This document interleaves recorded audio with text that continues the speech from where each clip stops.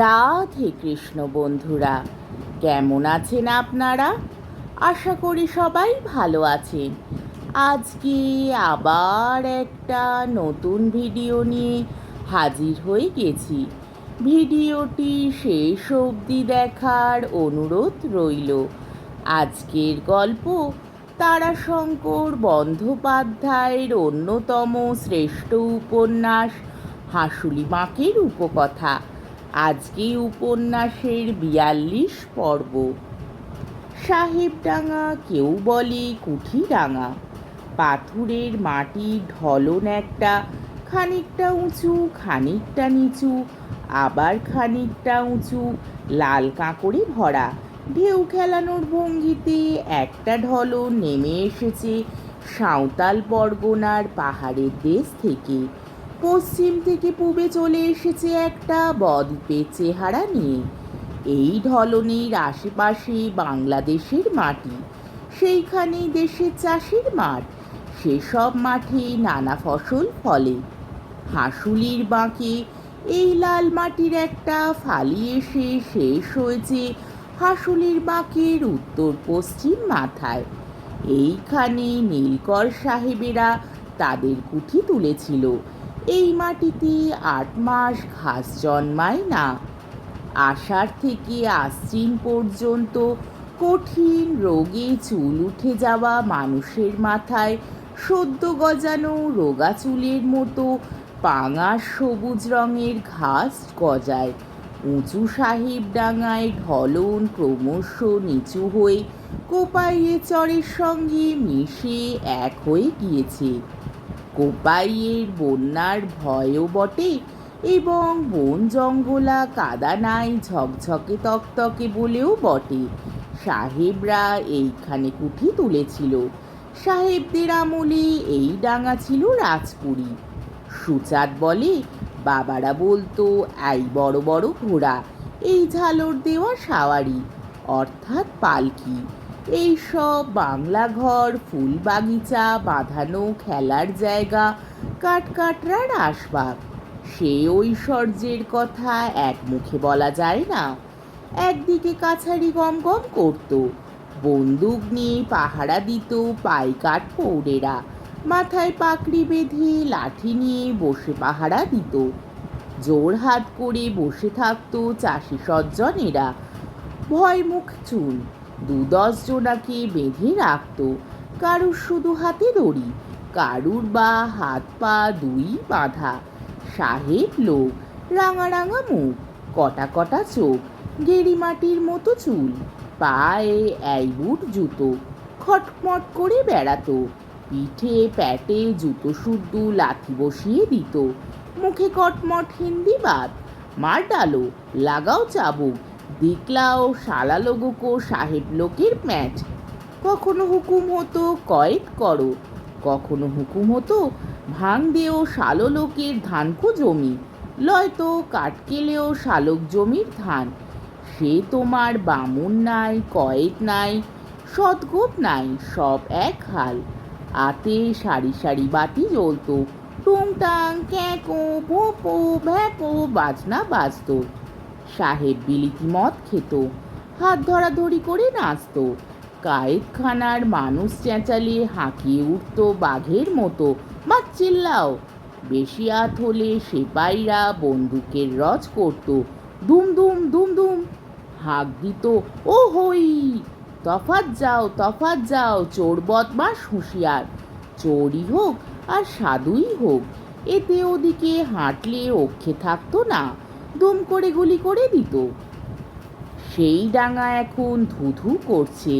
নীলকুঠির চিহ্নের মধ্যে আছে কেবল সাহেবদের লাগানো আম বাগান, তারই ভাঙা নীলের হ্রদগুলো, আর বাংলোর কিছু কিছু ভিত।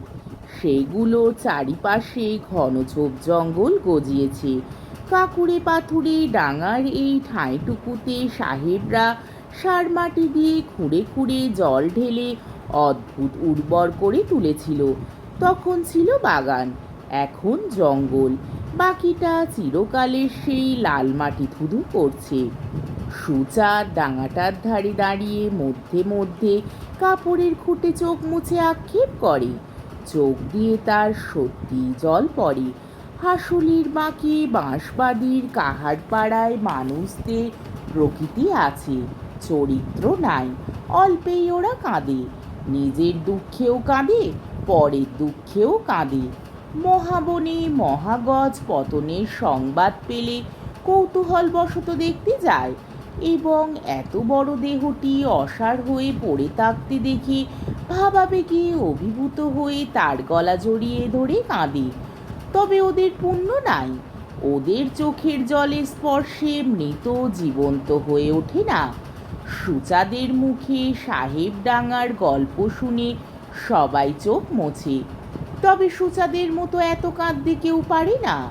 সুচাঁদ সেই উপকথার শেষের যুগের মানুষ যে। সুচাঁদ চোখ মুছে বলে, আ রূপকথায় সেই যে বলে রাক্ষসীর খাওয়া পুরি তাই খা খা খা খা করছে।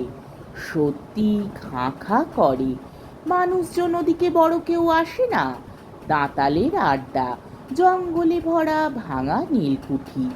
রাত্রে ওরাই দল বেঁধে বার হয়, ছুটে গিয়ে পড়ে নদীর ধারে। দাঁতে মাটি চিরে নানান গাছের মূল তুলে খায়। ধানের সময় মাঠে গিয়ে পড়ে।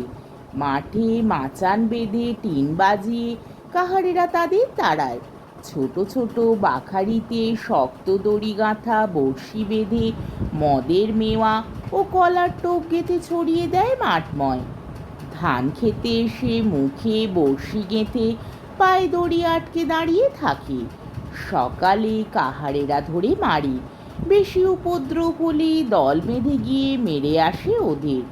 সেই কুঠিডাঙায় কোদালের কোপ পড়ছে। জলঝড় হয়ে গিয়েছে দুদিন আগে। বৃষ্টি বেশ পর্যাপ্ত পরিমাণেই হয়েছে। চন্দনপুরের বড়বাবুরা সাঁওতাল মজুর লাগিয়েছেন প্রায় 150। এই লাল কাঁকুড়ে মাটির একটি বিশেষত্ব আছে, যে মাটি পাথরের মতো শক্ত, কোদালে কাটে না। কোপ মারলে খানিকটা লাল ধুলো ওড়ে, চোখে মুখে মিহি বালি ছিটকে আসে।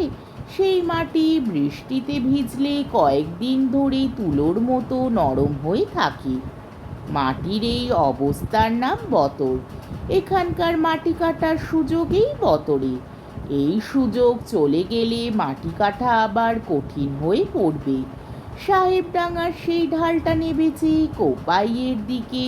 সেই ঢালে চাষের জমি তৈরি করছে সাঁওতালরা।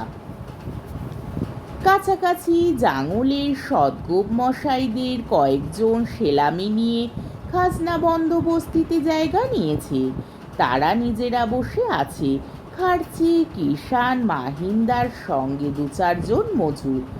বনোয়ারির সবচেয়ে খারাপ 5 বিঘে জায়গা নিয়েছে। বিনা সেলামিতে জমি, নিরস্ত হবেই। তাছাড়া কাহারদের অদৃষ্টে এর চেয়ে ভালো জমি হবেই বা কেন? সে নিজেই কোপাবে মাটি। সেই মাটি ঝুড়িতে তুলে মাথায় বয়ে আলবন্দি করে ফেলবে বনোয়ারির বউ আর সুচাঁদ পিসি।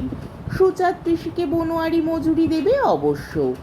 3 পর খাটবে, 14 পয়সা নগদ পাবে, আর পাবে জলখাবার মুড়ি।